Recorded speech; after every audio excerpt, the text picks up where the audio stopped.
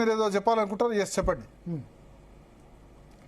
Mute mute అయింది మీది, చూడండి వాయిస్ రావట్లేదు. నాకు కొన్ని మాటలు, నాకు చాలా మాటలు వినపట్టాల. తను ఇప్పుడు మాట్లాడినప్పుడు కూడా నాకు అసలు ఏమి వినపట్టాల. అందుకని మిగతా వాళ్ళందరూ బాగానే ఉంది. పీసీఆర్ ఒకసారి చూడండి టెక్నికల్. ఇప్పుడు వినపడుతుంది, మీ మాటలు బాగానే వినపడుతున్నాయి ఇప్పుడు. ఇప్పుడు వినపడుతుంది.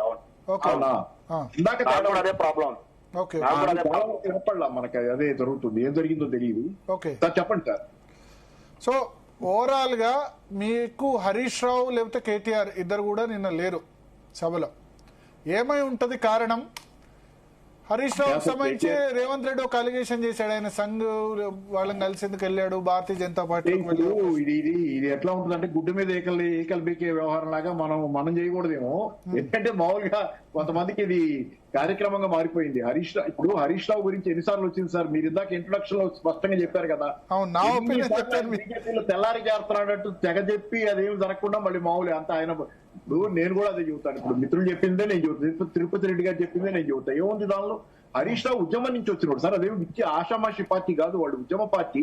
కేసీఆర్ తో ఆయనకున్న అనుబంధం అది ఒక తండ్రి కొడుకు అనుబంధం లాంటిది. వాళ్ళు మేనమావ అయినా గానీ ఆయనతో కలిసి ఆయన దగ్గర పెరిగి నేర్చుకుని వచ్చిన వాడు, ఆయనకి శిష్యుడు లాంటి వాడు, కొడుకు లాంటి వాడు, అంత సన్నిహితమైన వాడు. కేసీఆర్ ఉండగా అసలు ఊహించగలమా అసలు? అది అట్లాంటిది ఎట్లా సార్? ఏ నీతి లేని చోట జరుగుద్దేమో కానీ ఇట్లాంటి ఉద్యమ పార్టీలో వాళ్ళకు కట్టుబాటు ఉంది, ఒక పద్ధతి ఉంది. వాళ్ళు మొత్తం కష్టమైన నష్టమైన కలిసి పడ్డారు, కష్టాల్లో కలిసి ప్రయాణం చేశారు సార్. అంతకంటే పెద్ద బంధం ఏముంటది మనుషుల మధ్యలో?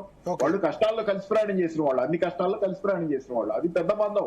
అవన్నీ ఊరికే అంటే రోజు ఒకసారి పుకార్లాగా వ్యాపారం చేయడం తప్పితే time pass.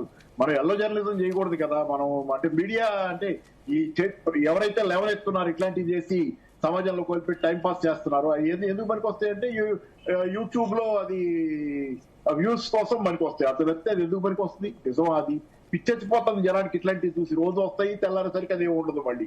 Okay okay okay so thank you.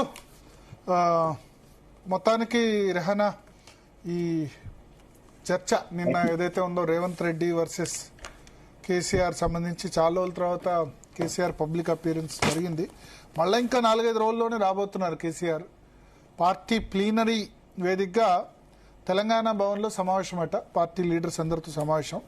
బహుశా అది ఓపెన్గా మరి కేసీఆర్ స్పీచ్ టెలికాస్ట్ చేస్తారా లేదా పార్టీ కార్యకర్తలకు క్యాడర్ వరకు మాత్రమే ఉంటుందా అన్నది తెలీదు. ఈసారి రజతోత్సవ వేడుకలు అంటే 20 సంవత్సరాల వేడుకల్ని, ముగింపు వేడుకల్ని తెలంగాణ భవన్లోనే చేయబోతున్నారు.